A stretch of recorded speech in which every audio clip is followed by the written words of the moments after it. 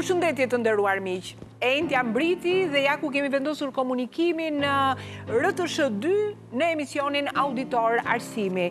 Sa herë që po shkojmë drejt mbylljes së sezonit akademik të universiteteve tona, të një viti vërtet akademik me sfida të mëdha, apo të një viti shkollor ku jemi ndeshur me një mori reformash, por pse jo edhe problemesh, ne lëm gjithmonë surprizë në Auditor Arsimit të sjellim kontributin e atyre të rinjve shqiptar, të cilët arrin rezultatet më të larta dhe na bëjnë krenar. Ne sot në fakt do të lidhemi me dy student. Në fakt kanë qenë student, sepse njëri prej tyre sapo ka mbrojtur doktoraturën dhe tani mund të quhet mirëfilli, një nga kërkuesit shkencor dhe shkencëtar shqiptar i cili punon në një prej instituteve, por edhe pranë Universitetit Paris Cité.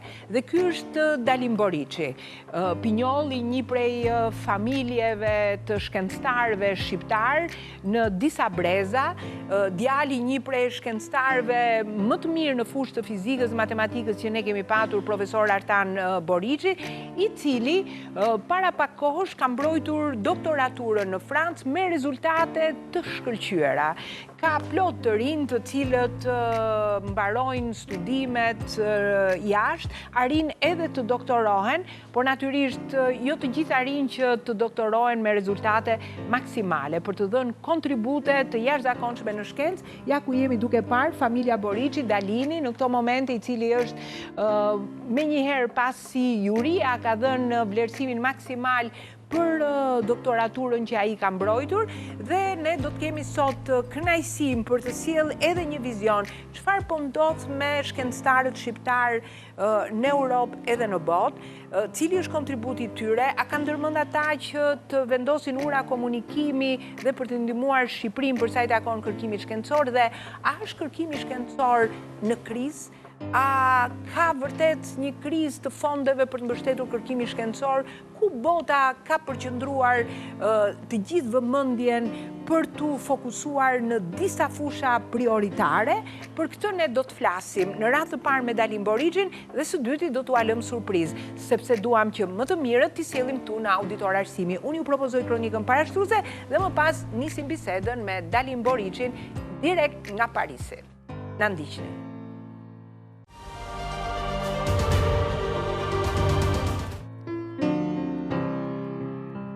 Kur takon të rinë në auditor të thonë se u ritëm duke dëgjuar se arsimi në Shqipëri nuk vlen dhe se cilësia e diplomave të doktoraturave lë për të dëshiruar. Por cila është e vërteta e këtij shqetësimi? Ne sot në Auditor Arsimi do të flasim për standardet dhe cilësinë e doktoraturave në Europë në një vështrim analitik, duke krahasuar me cilësinë dhe standardet e doktoraturave në Shqipëri, të cilat prej vitesh në bllokim në institucione universitare të Shqipërisë u hapën pas 4 vitesh aplikimet për studime doktorale, duke sjellë edhe ndryshime thelbësore të titujve shkencor, por jo vetëm.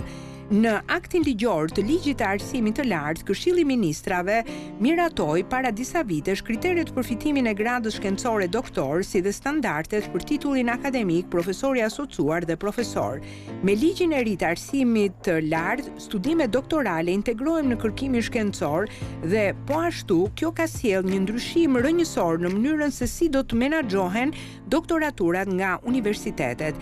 Lidhur me kriteret për doktorantët, këto të fundit përpara se të mbrojnë tezën duhet të kenë minimalisht 3 referime në veprimtari shkencore ndërkombëtare, si dhe të kenë botuar po aq artikuj në revista shkencore prestigjioze.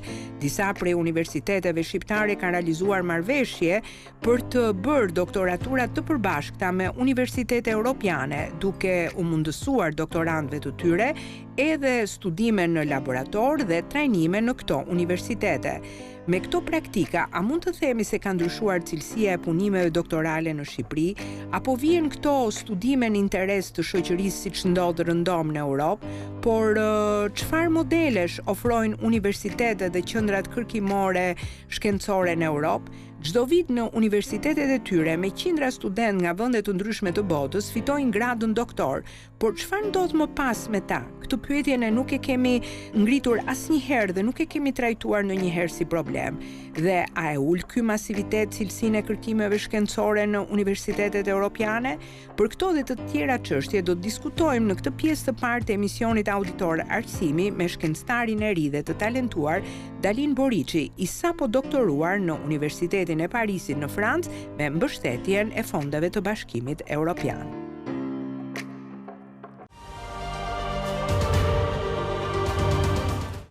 E pra të dashur miq, sikur se keni ndjekur dhe kronikën parashtruese, unë sot kam kënaqësinë të komunikoj me një nga shkencëtarët shqiptar në fushë të fizikës teorike që na bën krenar në Europë dhe në botë ku ai jep kontributin e tij. Para pak kohësh ka mbrojtur doktoraturën me rezultate të shkëlqyera në Universitetin Paris-Cité në Francë dhe ai është një prej pinjollëve të familjes shkencëtarëve shqiptar të familjes Boriçi. Dhe në këto momente, sikurse ju kam lajmëruar, jam drejt për drejt nga Parisi me Dalin Boriçin. Dalin, përshëndetje. Përshëndetje, shumë faleminderit që më ftuat. Urime për doktoraturën e mbrojtur, për ato rezultate të larta në shkencë që nuk është e lehtë apo jo. Besoj që doktoratura me temën teoria e kontrollit të materialeve në 2 masa nga zgavrat elektromagnetike, besoj se ka të bëjë me një temë në fushë të fizikës teorike në mos gaboj, apo jo? Temë të cilën ti e ke realizuar në Universitetin Paris-Cité bashkë me një institut që janë në bashkëpunim me njëri tjetrin. A mund të ndalemi pak këtu mbi rrugtimin tënd në këtë arritje tënde shkencore në fushë të fizikës teorike, që sa e rëndësishme është, sot jo të gjithë zgjedhin të bëjnë studime në fushë të fizikës teorike, por kryesisht në tema praktike që kërkon industria apo jo. Mundet pak, Dalin, për të folur pak për këtë? Po, atëherë, sa kërkon rrugtimit tim, unë me të mbaruar gjimnazin, kam ardhur të studioj për fizikë dhe matematikë në Francë. Kam përfunduar studimet e nivelit universitar deri në master dhe vazhdimësia logjike do të ishte që të bëja një doktoraturë në fizikë. E më pas në brenda doktoraturave të mundshme në fizikë, lëmit janë të pafundme, që nga fizika eksperimentale ajo e aplikuar edhe teorike. Mua më ka ngjitur më shumë fizika teorike dhe kjo është arsyeja pse kam vazhduar në këtë fushë. Jam në fizikë teorike, më saktësisht fizikë teorike e trupit të ngurtë. Pra merrem me studimin e dukurive kuantike në shkallën e nga nano deri në mikro. Po, Dalin, sa ka interes sot të thellohen studimet po marrë në këtë fushë? Po e marrë pak fushën më të gjerë kur flasim për fizikën teorike, por pastaj dhe në fizikën teorike të trupave të ngurtë në mos gaboj, apo jo? Ku ti ke operuar me studimin tënd? Atëherë, në fizikën moderne që sot në kërkim shkencor, trupi ngurtë zë një pjesë relativisht shumë të madhe të fizikës, është diku 30-40%. Dhe arsyeja për këtë është sepse fizika e trupit ngurtë është fizika e materialeve të jetës përditshme, metalet, izolatorët, etj. Me radhë. Dhe zbatimet në teknologji të fizikës trupit ngurtë janë të pafundme, duke nisur që nga celularët, kompjuterat e të tjerë. Dhe megjithse nuk është ndër ato pjesë fizikës që zakonisht fëmijët ndërrojnë në vitet e tyre të para të shkollës, si për shembull astrofizika apo fizika e energjive të larta, është bën pjesë në është pjesa më e madhe, më e rëndësishme e fizikës moderne, kryesisht për arsye të financimit shumë të madh që është në të, po edhe të interesit teorik patjetër. Ti përmend, Do thoja që po. Të lutem, jo, vazhdo. Jo, thjesht do thoja që interesi është shumë i lartë ndër student të fizikës, dhe konkurenca është gjithashtu shumë e lartë. Është e vërtetë që unë jetoj brenda kësaj fluskës që të gjithë rreth rrotullit kanë fizikanë, kështu që nuk di si ta them sa interes ka jashtë kësaj bote, po brenda botës fizikës trupi ngurtë është një nga pjesët më të rëndësishme. Por kjo është e rëndësishme për të vijuar studimet, apo njëkohësisht edhe për të pasur edhe zbatime, po them në praktik, ndoshta i rash pak më shkurt, por sa shihen si thua që të industrit ta marrin, ta zbatojnë, apo kryesisht merren me studime më pas për të përvecuar apo për të thelluar edhe botimet akademike? Po janë të dyja bashk. Për shembull, ajo industria e sotshme e çipeve, të celularëve, kompjuterëve e tjerë bazohet në fizikën e gjysmëpërcjellsave. Dhe fizika e gjysmëpërcjellsave është zhvilluar masivisht si deg kërkimi shkencor në vitet 70-80, edhe 60, po. Në vitet 70 kanë qenë pjesa më e madhe e zbulimeve në këtë fushë, edhe ja ku jemi sot. Ata që janë marrë me këtë shkencë nuk kanë pasur ndonjë qëllim që ne po i bëjmë këto që të bëhet pastaj celulari, por industria pasaj thjesht i vjel këto prodhimet shkencore. Unë mendoj që interesi i shkencëtarit është kryesisht akademik edhe për dëshirën që ka ai për të mësuar gjëra të reja, për të zbuluar gjëra të reja, më shumë se sa zbatimi.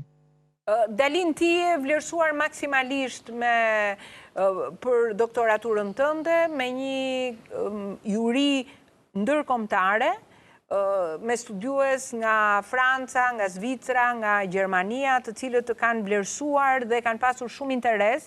Me informacione që kam unë, ka qenë nga doktoraturat ku prezantimi ka zgjatur pak më gjatë, sepse me pyetje ku edhe studiusi që kanë qenë pjesë e jurisë kanë pasur shumë interes për të ditur rreth këtij studimi. A mundet të na thuash pak që cila ka qenë e veçanta apo risia e këtij studimi shkencor që ti ke realizuar në kuadër të shkollës tënde doktorale? Atëherë, e veçanta është shumë teknike, por unë do përpiqem ta them me fjalë të thjeshta. Kam arritur të tregoj, ndër të tjera, që këto lëkundjet e fushës elektromagnetike në zbrasti, lëkundjet kuantike të fushës elektromagnetike në zbrasti, arrin të modifikojnë veçoritë elektronike të materialeve, në veçanti materialet që gëzojnë efektin e hollit kuantik. Efekti i hollit kuantik është dukuria e të pasurit një përcjellshmëri pingule me fushën elektrike, dhe kjo përcjellshmëri është e kuantizuar. Dalin, meqense ti përmende pak që fusha jote e studimit, edhe këtu ku ti ke bërë studimin tënd që u kurorëzua me mbrojtjen e doktoraturës, ka të bëjë me fizikën në fushën materiale.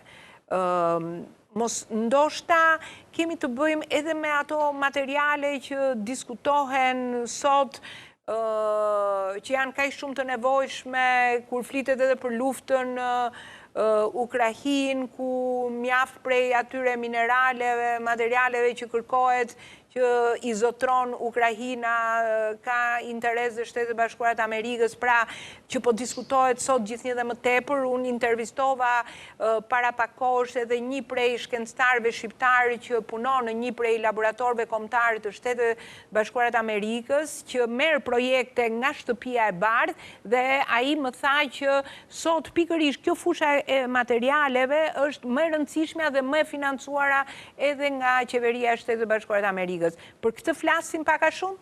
Po le të themi që janë të lidhura, po jo drejt për drejt. Po. Jo drejt për drejt, sepse dukurit kuantike, pra ne si fizikan jemi më shumë të interesuar për dukurin në vetvete, se sa për zbatueshmërinë edhe vendin nga e nxjerrim materialin.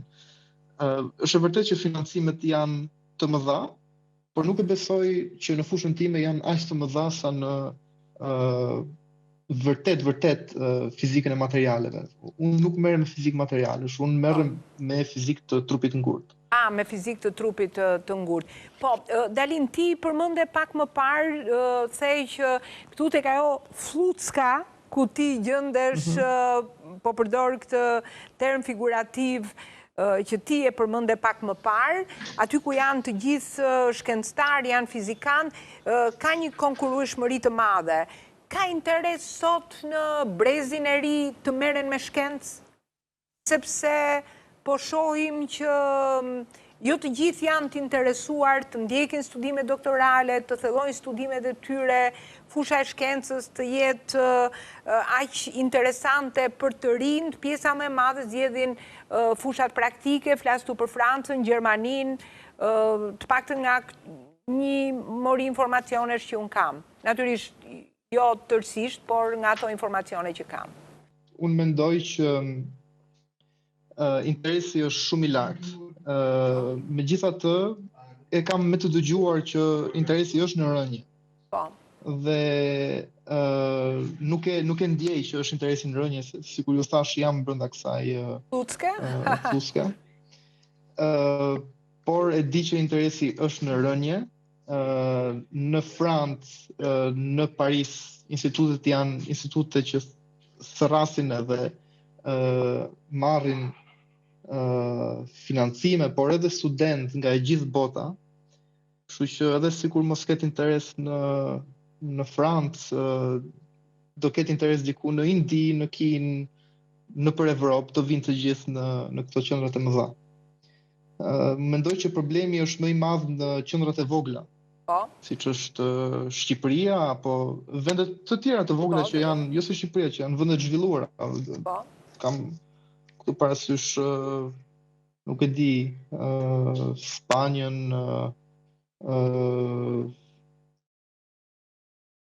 për Zvicrën nuk mund ta them, është vend i vogël, po në Zvicër ka vend i vogël, po është shumë i zhvilluar. Belgjika etj me radhë. Mendoj që është në rënje niveli. E kam të dëgjuar, por nuk, siç e thash, nuk e ndjej. Dalin, kur kryet një punë shkencore që kurorzohet me mbrojtjen e doktoraturës, natyrisht nuk është një punë e thjeshtë. Me shumë profesorë që unë kam diskutuar, profesorë shqiptarë, por edhe të huaj, por kryesisht shqiptarë që punojnë në qendra kërkimore shkencore në vende të ndryshme të Europës ose të botës, thonë që Shqipëria nuk është aq e gatshme apo nuk mundet do të prodhoj aq shumë doktoratura sa mbrohen në Shqipëri. Pavarësisht se pati një periudhë bllokimi, tani janë hapur, por interesi për bërje të doktoraturave, për mbrojtje të doktoraturave, natyrisht është në rritje, pasi edhe numri i madh i institucioneve të arsimit të lartë që kërkojnë pedagog në numër jo të ulët dhe që bëjnë doktoratura, është shumë i lartë se normalisht janë kërkesat. Është normale kjo gjë? A shkon edhe numri i doktoraturave që mbrohen për shembull në Paris apo në Francë ku ti je në raport me interesat që ka vetë Franca, edhe me mbështetjet financiare që ajo jep, me cilësitë që kërkohen në punime doktorale? Unë mendoj që në gjithë botën numri i doktoraturave sa vjen e rritet. dhe bashkë me këtë edhe cilësia sa vjen e ulët. Por të paktën në vendet e zhvilluara mbahet një farë niveli në një kategori të doktoratave. Edhe mendoj unë që në Shqipëri nuk është çuar në ekstrem ky raporti cilësi-sasi. Në ekstremet ulta. Po përse mendon që po rritet edhe në botë interesi për mbrojtje doktoraturave dhe ka rënë cilësia? Në çfarë kuptimi, kur ne dim që në vende të tjera janë shumë strikt për sa i takon cilësisë së kërkimit shkencor, rezultateve që duhet të dalin nga kërkimi shkencor që ndërmerret. Fondet natyrisht nuk janë të pakta që jepen. Unë thash, në vendet e zhvilluara ka rënë mund të bie cilësia, por nuk bie standardi. Po. Çdo punim shkencor ka një standard shkencor. Po flisem më shumë për cilësinë. Arsyeja pse është sepse rritet numri i njerëzve që merren me shkencë, dhe jo të gjithë njerëzit janë po një lloj të mirë për të marrë me shkencë.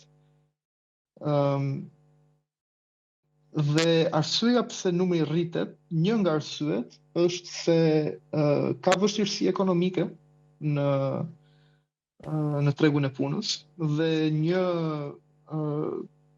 një i ri që sapo ka përfunduar master nuk gjen dot punë. Dhe vetmja mënyrë se si ti shtyje edhe 3 vite të tjera është të bëj një doktoraturë. Dhe në këtë mënyrë nisi një doktoraturë në një universitet dhe nuk e vazhdojnë më tej shkencën, sepse ata e kanë pasur thjesht sa për të pasur një diplomë që mund t'u japi më shumë hapësira në të ardhmen për gjetur një punë më të mirë. Edhe ku ka njerëz të tillë që nuk e kanë interes thelbësor shkencën, por ka interes thjesht karrierën e tyre, bie niveli, bie cilësia. Megjithatë standardi mbetet, kur bëhet fjalë për vendet e zhvilluara. Po. Dalin, është më e lehtë gjesh një vend pune në Perëndim me doktoraturë apo me bachelor? Të paktën nga informacione që kam nga Gjermania, studentët gjerman kryesisht kanë një tendencë për të shkuar deri në nivelet e bachelorit. Janë kryesisht studentë huaj të cilët kërkojnë që të jenë më gjatë në studime, por mendojnë që tregu i punës i mundson më tepër hapësira duke arritur deri në nivelin bachelor. Nuk di në Francë si shfaqet kjo lloj dukurie dhe të paturit një doktoraturë është një shans më i madh për punësim? Po, unë mendoj që doktoratura, sidomos për të huajt, është një mundësi për të vazhduar qëndrimin në vend të huaj. Dhe prandaj kam ndoshta më shumë të huaj që kanë interes ta vazhdojnë doktoraturën. Dhe sa i takon gjetjes së një pune, nuk di ta them këtë, se nuk kam përvojë me të kërkuarin për punë. Kam përshtypjen që në vendet me ekonomi të zhvilluar, ku ka shumë kapital, nuk ka nevojë për doktoratura në industri. Dalin, kur flasim për kërkimin shkencor, ne dim që është i kushtueshëm. Di që disa vende ka nisur të kenë një krizë për sa i takon fondeve të kërkimit shkencor. Pavarësisht se këto ndryshimet gjeopolitike, luftrat kanë nxitur disa drejtime të tjera ku kërkohet përkushtimi i shkencës, pandemia vete, COVID-19 nxiti disa fusha të reja të kërkimit. Si shfaqet në Francë për sa i takon fondeve të kërkimit shkencor? Shfaqet në mënyrën më negative të mundshme. Thjesht nuk ka fonde, edhe njerëzit që duan të bëjnë kërkim shkencor nuk arrin dot të bëjnë kërkim shkencor. Janë ulur fondet në mënyrë drastike, jo për faj të Francës, po na që jetojmë në një botë globale, masat e prerjes së fondeve nga SBA-ja për kërkimin shkencor e kanë ngopur sistemin edhe me kërkesa për kërkim shkencor edhe nuk ka mjaftueshëm lek për t'i financuar. Shumë e kam të dëgjuar tanjërisht azi që numri i aplikantëve për një bursë prestigjioze evropiane të kërkimit shkencor si vjet është rritur me 30%. Edhe numri i pranuarve mbetet po i njëjti, pra. Edhe arsyeja pse është rritur me 30% është sepse shumica e atyre që kanë aplikuar më tepër si vjet janë nga Amerika, janë njerëz që nuk gjejnë dot mundësi për të punësuar në Amerikë dhe kërkojnë të punësojnë në Evropë. Edhe mundësitë këto janë, shtetet kaq financojnë. Pra, është e vërtet edhe ajo që unë kam dëgjuar nga një grup shkencëtarësh, dikur para disa vitesh, mjaft shkencëtar, kërkues shkencor synonin drejt Shtetit Bashkuar të Amerikës sepse pagesat ishin shumë më të larta, kishin shumë më tepër mundësi financimi dhe ndërkohë tani ka një lëvizje në kat të kundërt nga Shtetet Bashkuara të Amerikës po kërkojnë drejt Europës. Pra që nga e vërtet kjo që kam dëgjuar. Është e vërtet. Shumë njerëz thonë që është për arsye politike, por unë mendoj që është shumë e thjeshtë se kaq. Unë nuk mendoj që një Amerikan ka vërtet dëshirë të vinë në Evropë bëj kërkim shkencor, sepse kërkimi shkencor realisht më i zhvilluar është në Amerikë, por thjesht nuk kanë mundësi financiare. Besoj është një krizë globale ekonomike edhe me këto konflikte të cilat janë bërë kjo kriza e shkaktuar nga lufta në lindjen e mesme apo jo, besoj se ka krijuar problematika apo jo? Po shkon leku në drejtimin e gabuar, mendoj unë. Ka një interes për të fuqizuar edhe në Francë industria e mbrojtjes? Përsa i takon industrisë armatimit, ka interes, fizikant, matematikan, janë më tepër të interesuar në këto fusha, apo ju vazhdoni aty brenda asaj fluckës tuaj të shkencës aty? Unë nuk e besoj që fizikanët dhe matematikanët janë të interesuar të punojnë në industrinë e armatimeve.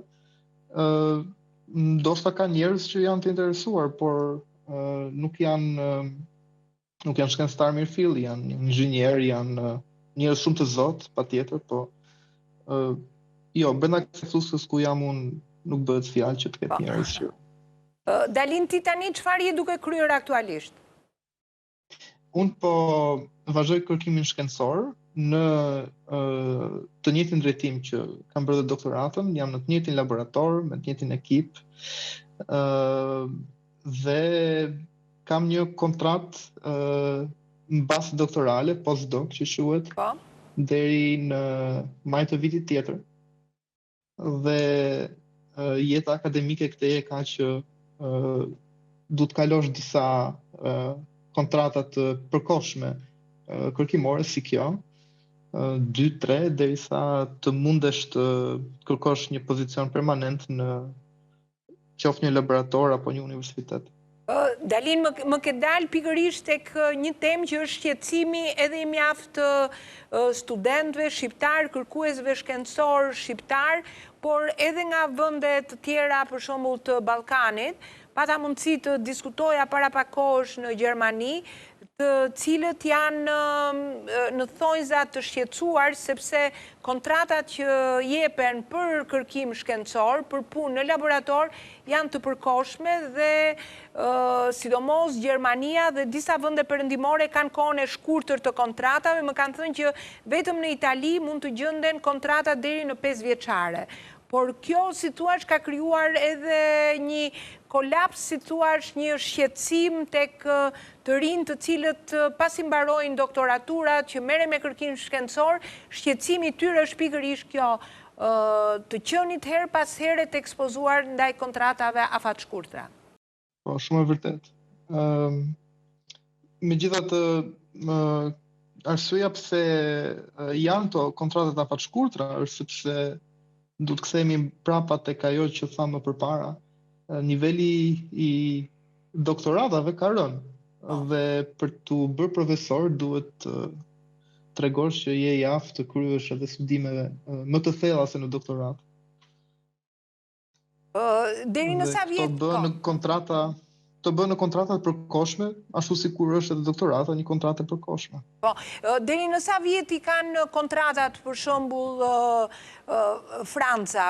Di për shembull që në Gjermani janë nga 1 deri në 2 vjet, po jo më të gjata, në Zvicër gjithashtu, edhe në vende tjera, nuk e di, në Francë, në Itali më thanë që vetëm Italia i ka kontratat pak më të gjata.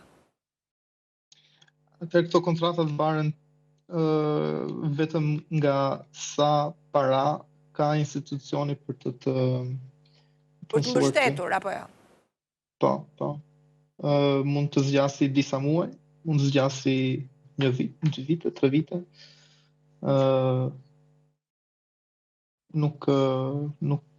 Nuk mendoj që ka limit. Po. E lodh kjo një kërkues shkencor që ti humbasi interesi gjatë rrugës për të marrë me shkencë? Në fillimet e veta është shumë e vështirë, po, e lodh shumë dhe ka shumë njerëz që nuk e përballojnë këtë. Edhe tërhiqen apo jo? Të lloj jetese dhe tërhiqen, po. Se përveç faktit që je me kontrata të shkurtra, do të duhet edhe të lëvizësh nga një shtet në një shtet tjetër për gjetur një kontratë më të mirë për të pasur një CV më të mirë, të duhet të punosh në një shtet tjetër, jo gjithmonë në të njëjtin shtet. Ka gjëra të tilla. Edhe janë gjëra që edhe unë po i mendoj. Do të më duhet së shpejti që të lëviz nga Franca, sepse nuk... Shqipërinë e ke menduar si opcion? Në Shqipëri nuk bën. Për të rikthyer apo e shikon Shqipërinë si një mundësi për të mbajtur një urë kontakti? Në Shqipëri unë kam urën e kontaktit. Po. Do doja që të rikthehesha një ditë, por unë mendoj megjithatë që për punën që jam duke bërë unë në Shqipëri nuk e kam atë mundësinë. As financiare, as ambienti nuk është i gatshëm. Ti the që urën me Shqipërinë e ke, flasim për urë shkencore, për urë profesionale? Urë shkencore, po. Po. Merr pjesë në për konferenca që organizohen në Shqipëri, sepse me sa di ti gjatë kësaj periudhe që ke qenë duke përgatitur doktoraturën, ke marrë pjesë në shumë konferenca shkencore në shumë vende të botës. Deri dhe në Kinën e Largët. Deri në Kinën e Largët, e vërtet. Në Shqipëri ka marrë pjesë në një konferencë të fizikës, dhe këto konferencat organizohen nga Instituti Kombëtar i Fizikës. Kjo është pranë Akademisë së Shkencave. Po. Dhe mendoj që vlera më e madhe që kanë këto konferencat janë që ne të njihemi me njëri tjetrin. Pra të njihet gjithë diaspora e fizikantëve shqiptar, me gjithë fizikanët që janë në Shqipëri, por mendoj që ka nevojë për shumë punë më tepër. Po. Dalin, po kështu ke menduar për leksione të hapura me fakultetet që kanë për bazë shkencat e natyrës? Po, në Tiranë? Po, sepse ne kemi parë shpesh tani në kuadër edhe të kontributit që jep diaspora shkencore, ka fonde të dhëna nga AEDF-ja për të lidhur diasporën shkencore shqiptare me studiusit shqiptar për të hartuar projektet përbashkëta, nga më të vogla tek më të zgjeruara në leksione të hapura. Nuk e di sa ka qenë kjo e vlefshme edhe për ty, dhe sa e mendon, në qoftë se nuk është kryer deri tani, sa e mendon si rrugë këtë gjë? Unë mendoj që kjo është shumë e vlefshme. Dhe unë do interesohem më shumë për këtë gjë. Nuk e kam menduar më përpara. Shumë prej familjarëve të tu, që është familja Boriçi, kanë studiuar të gjithë jashtë, kanë arritur gjithë rezultatet shkëlqyera dhe më pas e kanë dhënë kontributin shumë të madh për Shqipërinë. Ti vetë si e shikon këtë mundësi? Apo do të japësh kontributin nga larg për Shqipërinë? Unë dua ta jap kontributin për Shqipërinë, si nga larg, si nga afër, zemra më do nga afër. Po. A është kusht në institucionin ku ti punon, apo për të patur një karrierë më të lartë aty ku je, që duhet patjetër të kesh kontribute edhe në vendin tënd? Unë di që shumë prej studiusëve të cilët ndodhen në Shtetet Bashkuara të Amerikës, Shteti Amerikan, që i ka mbështetur me fonde, ua ka vënë edhe një sikush që është si vlerë për ta në qoftë se ata japin kontribute për vendin e tyre. Jo, nuk e besoj që në Francë ekziston kjo mendësi. Në Franca i do të gjithë për vete edhe vetëm për vete. Dali, në këto momente që ti po përgjigjesha, unë kam këtu fotot e momentit kur ti ke mbrojtur doktoraturën. Ka ca momente shumë të bukura, janë fotot edhe të momentit kur ke mbrojtur duartrokitjet e jurist, profesorëve. Besoj se ka qenë moment shumë i bukur, apo jo? Po, atë ditë ka qenë pak... kam qenë pak i stresuar që dilte çdo gjë mirë, po patjetër që momenti i bukur. Më the pak më parë që nuk është traditë në Francë vendosja e asaj kapeles, apo jo? Që ty ta vu në përfundim, gjë që në Gjermani është traditë, sikurse të gjithë ata që diplomohen edhe kur mbarojnë studimet bachelor, studimet master, por edhe në doktoraturë për të vendosur atë kapele në kokë. Ty ta kishin bërë dhuratë, megjithëse nuk e ka traditë Franca, dhe më thanë që kolegët e tu që ta kishin bërë këtë kapele, kishin vendosur dhe diçka të veçantë në kapele, apo jo? Për treguar nga ti e ke nga fisi Boriçi ka origjinën, apo jo? Është kështu? Po. Mund të ma thuash pak në detaje? A i ke kapelen aty? Po, janë dy fotografi, është një fotografi e mamit dhe një fotografi e babit. Të dyja janë të shkrepura në... Po, mund të afrohesh pak më tepër tek ekrani, që ta shikojmë ne edhe kapelen që e ke aty afër. Po, më vjen shumë mirë që të kanë vënë foton e babit aty. Një prej shkencëtarëve më të njohur shqiptar dhe në Europë, Artan Boriçi, më vjen mirë që gjeni vetëm përparon, edhe të mamit, por më kanë thënë që edhe diçka që lidhet me Kalanën Rozafës. është e vërtet që të... Po, ashtu është, e vërtet është. Po, që të kanë vënë edhe Kalanën Rozafës, pra gjëra shumë interesante. Po, ajo kitara aty që e shikoj, kush ta ka vendosur, është një nga pasionet e tua? Po, është kitara, skit, fotografia.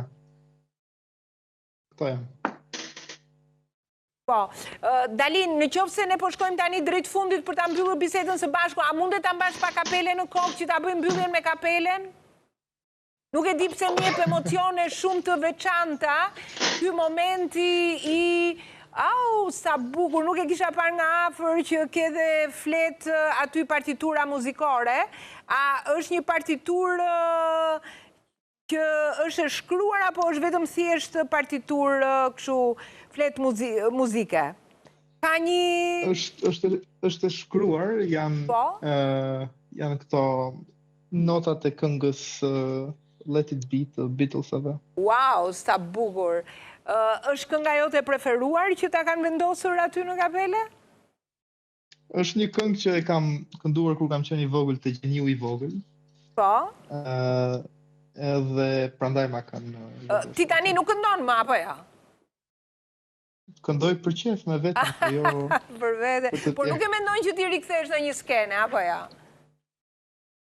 Jo tani afër, jo. Jo tani afër, por gjithsesi, domethënë shkencëtarin Dalin Borixhin, pse jo mund ta shikojmë edhe në një përmas tjetër që unë kam pasur mundësi të mbaj mend që të vogël, e di dhe kur ti bie asaj kitarës, atë kënaqësinë që ti ke të merresh me muzikë, por gjithsesi nuk i dihet se çfarë do të sjelli e ardhmja. Dalin, unë të falenderoj që ishe pjesë e Auditor Arsimit, ne kishim shumë kënaqësi që të ndanim këto emocione. Nuk është e thjesht që për studentët shqiptar, të cilët arrin rezultate të larta, sidomos edhe në studime të thelluara doktorale, të marrin ato rezultate, të kenë një vlerësim maksimal, nuk është vetëm thjesht një vlerë për individin apo për familjen, por është një vlerë për gjithë kombin. Ne do të dëshironim që këta studentë të shkëlqyer, këta shkencëtar të shkëlqyer, të japin kontribute për Shqipërinë, por ashtu sikur se tha dhe Dalini, pse jo, në ditët e sotme kontributësh edhe kur diaspora shkencore kontribon për zhvillimin e vendit. Shpresoj që numri të rinjve tan, të cilët kanë dëshirë që të ruajnë të kanal komunikim me Shqipërinë të rritet, por pse jo, Dalinin do ta dëshironim që t'ishte pak më shpesh i pranishëm në Shqipëri, ne nuk harrojmë asnjëherë që ta kemi të pranishëm në Auditor Arsimi, apo jo, Dalin? Po, shumë e vërtet. Faleminderit juve në radh parë për gjithë vlerësimet. Faleminderit ty. Që më ftoni rregullisht. Faleminderit. Faleminderit ty, Dalin, edhe për të gjithë vlerat që ti përfaqëson, dhe nuk ka gjë më të bukur se ka vetëm një rritje nga njëri brez në tjetër të arritjeve shkencore të familjes së shkencëtarëve. Nuk besoj se në Shqipëri mund të ketë një familje si familja Borixhi që të ketë 5 shkencëtarë, dhe shpresoj që numri i shkencëtarëve apo jo, Dalin, të rritet. Po, do ta lëm deri këtu, apo jo, deri këtu që të rritet. Ne kemi përfunduar, të dashur miq, këtë pjesë të intervistës me Dalin Borixhin. Ju propozoj një speciale dhe më pas me surprizat të tjera në emisionin Auditor Arsimi. Faleminderit, Dalin. Shumë faleminderit.